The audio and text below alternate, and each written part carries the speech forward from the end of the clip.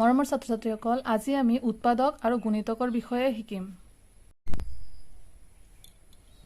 উৎপাদকৰ বিষয়ে শিকিবলৈ আমি দুটামান পূৰণফলৰ উদাহৰণ লওঁ। প্ৰথমতে দুটা পূৰণফলৰ উদাহৰণ লওঁ। ধৰি লোৱা 2 × 2 পূৰণ 4। আমি 2 আৰু 4 পূৰণ কৰিলে কিমান হয়? 8 হয়। ইয়াতে আমি যি দুটা সংখ্যা পূৰণ কৰিছো সেই দুটা কোৱা হ'ব উৎপাদক। সেই দুটা কি কোৱা হ'ব? উৎপাদক।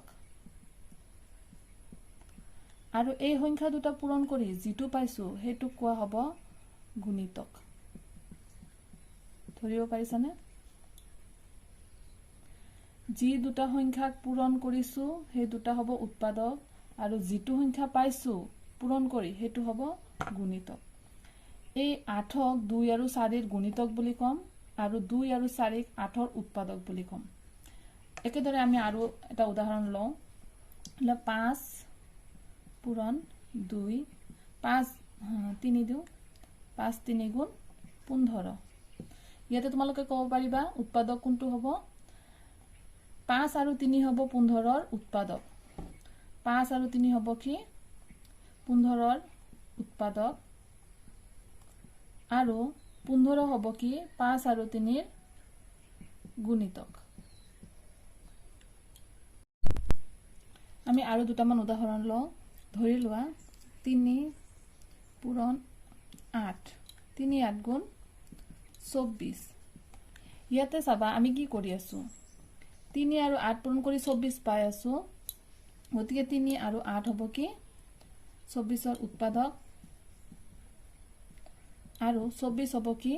3 আৰু 8ৰ গুণিতক। এতিয়া তোমালোকে অলপ হলেও আইডিয়া পাইছা যে উৎপাদক আৰু গুণিতক কাক কয়। গতিকে আমি এতিয়া ভালকে বুজি লওঁ। মনত ৰাখিবা, গুণিতকটো সদায় উৎপাদকতকৈ ডাঙৰ বা সমান হ'ব পাৰে। এটা উদাহৰণ লওঁ। আমি যদি কওঁ যে 10ৰ উৎপাদকবোৰ আমাক লাগে, 10ৰ উৎপাদক, তে 10ৰ উৎপাদকবোৰ কি কি হ'ব? 10ৰ উৎপাদকবোৰ সেইবোৰে হ'ব যিবোৰ সংখ্যা পূৰণ কৰি আমি 10 পাম। গতিকে আমি 1ৰ পৰা ষ্টাৰ্ট কৰোঁ। 1 10 গুণ 10। 2ৰ পৰা আমি কেনেকৈ 10 পাম? 2 5 গুণ 10। 3ৰ লগত কিবা পূৰণ কৰিলে 10 পাওঁনে? নাপাওঁ। 4ৰ লগত কিবা পূৰণ কৰিলে 10 পাওঁ? নাপাওঁ। 5ৰ লগত পূৰণ কৰিলে আকৌ 5 2 গুণ 10, সেইটো আকৌ লিখাৰ প্ৰয়োজন নাই, ওলোটাকে আমি সেইটোৱে লিখিব লাগিব। 6ৰ লগত নাপাওঁ। 7 8 9 নাপাওঁ। গতিকে আমি 10 পাবলৈ এইকেইটা সংখ্যা পূৰণ কৰিব লাগিব। 1 10 গুণ 10 আৰু 2 5 গুণ 10। গতিকে আমি ইয়াতে কি কি পালো? 1 2 5 আৰু 10। এই চাৰিটা হ'ব 10ৰ উৎপাদক। ধৰিব পাৰিছানে? এতেকে 10ৰ উৎপাদকবোৰ কি কি হ'ব? 1 2 5 আৰু কি? তলত লিখি দিছো। এতেকে 10ৰ উৎপাদক বোৰ হ'ল কি কি হ'ব? আমি সৰুৰ পৰা লিখি যাম। 1 2 5 আৰু 10। গতিকে চোৱা, ইয়াতে 10টো আমি 10ৰ উৎপাদক বুলি কিয় কৈছো? সকলো সংখ্যাই নিজে নিজৰ উৎপাদক হয়। ধৰিব পাৰিছানে? সকলো সংখ্যাই নিজে নিজৰ উৎপাদক। কথাটো মনত ৰাখিবা, পৰীক্ষাটো আহে। গতিকে তোমালোকৰ যদি পৰীক্ষাত আহে যে 10ৰ উৎপাদকবোৰ লিখা, তেতিয়াহ'লে আমি কেইটা উৎপাদক পালো? 4টা উৎপাদক পালো 10ৰ। অলপ আগতে কৈছিলো যে উৎপাদকবোৰ হয়তো নিজৰ সমান হ'ব বা তাতকৈ সৰু হ'ব। গতিকে চোৱা, 10ৰ উৎপাদকবোৰ আমি নিজে নিজৰ উৎপাদক পাইছো, আৰু বাকী উৎপাদক কেইটা ইয়াতকৈ কি পাইছো? সৰু পাইছো, 10তকৈ সৰু পাইছো। গতিকে সেইটো কথা মনত ৰাখিবা, উৎপাদকবোৰ সদায় গুণিতকতকৈ সৰু হয়। এতিয়া তোমালোকে এটা কথা লক্ষ্য কৰা।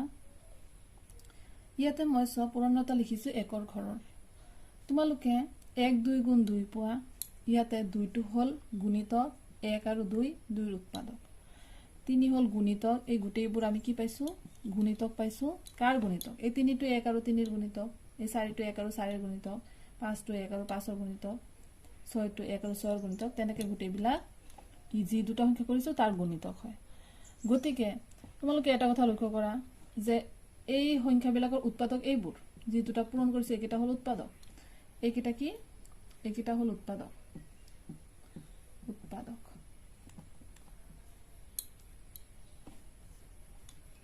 এইবোৰ হল উৎপাদক আৰু এইবোৰ হল কি গুণিতক এটা কথা লক্ষ্য কৰিছানে এই উৎপাদকবোৰত গোটেইবোৰতে এক এক আছে নে নাই আছে গতিকে আমি ক'ব পাৰো যে সকলো সংখ্যাৰ উৎপাদক হল 1 এক কি সকলো সংখ্যাৰ উৎপাদক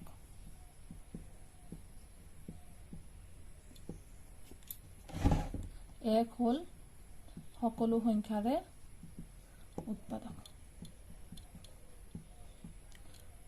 অলপ আগতে কি পাইছিলো সকলো সংখ্যা নিজে নিজৰ উৎপাদক আৰু এক হল সকলো সংখ্যাৰ উৎপাদক গতিকে পইণ্ট দুটা মনত ৰাখিবা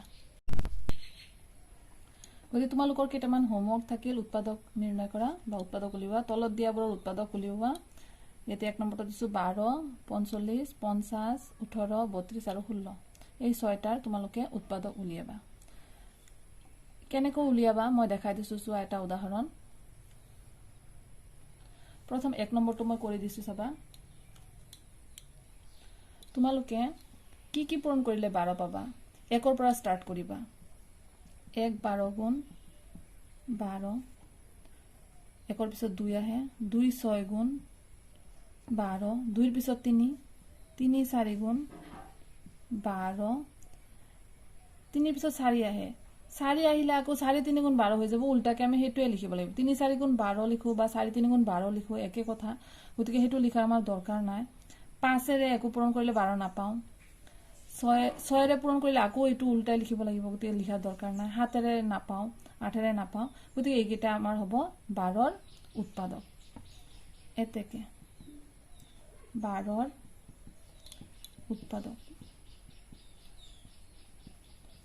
বুৰ হল কি পালো চাবা সৰুৰ পৰা ডাঙৰলৈ লিখিবা 1 2 3 4 6 আৰু কি হ'ব 12 আৰু 12 গতিকে এনেকে তোমালোকে কৰিব লাগিব এতিয়া আমি চাম গুণিতকবোৰ কেনেকৈ উলিয়াবা গুণিতকবোৰ সদায় সংখ্যাটোতকৈ ডাঙৰ হয় মনত ৰাখিবা 2 ৰ গুণিতক কোনবোৰ হ'ব এতিয়া আমি 2 ৰ লগত কিবা সংখ্যা পূৰণ কৰো একৰ পৰা ষ্টাৰ্ট কৰো 2 1 গুণ 2 2 2 গুণ 4 2 3 গুণ 6 2 4 গুণ 8 এনেকৈ যিমানবোৰ সংখ্যা পাই যাম বহুত সংখ্যা গুণিতকবোৰ গণি শেষ কৰিব নোৱাৰি উলায়ে থাকিব গতিকে ইয়াৰ পিছত কি পাম 2 5 গুণ কি হ'ব 2 5 গুণ 10 তাৰ পিছত হ'ব কি 2 6 গুণ 12 2 7 গুণ 14 এই গোটেইবোৰ হ'ব কি গুণিতক গতিকে বহুত ওলাব আমি উলাই শেষ কৰিব নোৱাৰো গতিকে আমি এনেকৈ লিখিম এতেকে 2 এনেকৈ ডট ডট দি দিব পাৰা গুণিতক বুৰ হল কি হ'ব কোনবোৰ হ'ব গুণিতক এইবোৰ হ'ব 2 4 6 8 10 12 2 4 6 8 10 12 12 পিছত কি পাম 2 7 গুণ 14 2 8 গুণ 16 2 9 গুণ 18 2 10 গুণ 20 এই গোটেইবোৰ হ'ব উলাই থাকিব যে 2 ৰ উৎপাদক গুণিতক এইবোৰ হ'ব যে তোমালোকে ওলাব পাৰিবা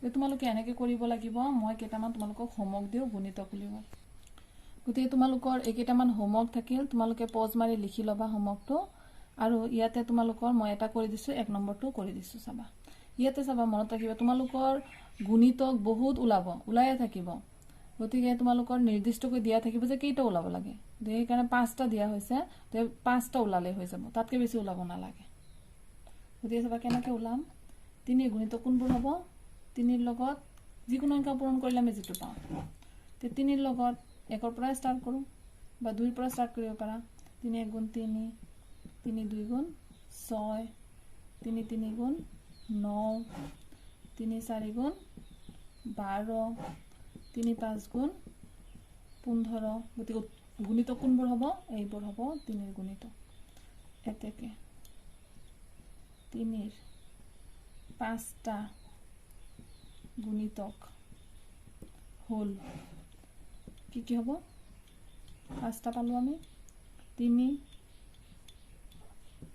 6 9 12 আৰু 15 এইটো হ'ব আমাৰ এনসাৰ তোমালোকে বাকিবোৰ ট্ৰাই কৰিবা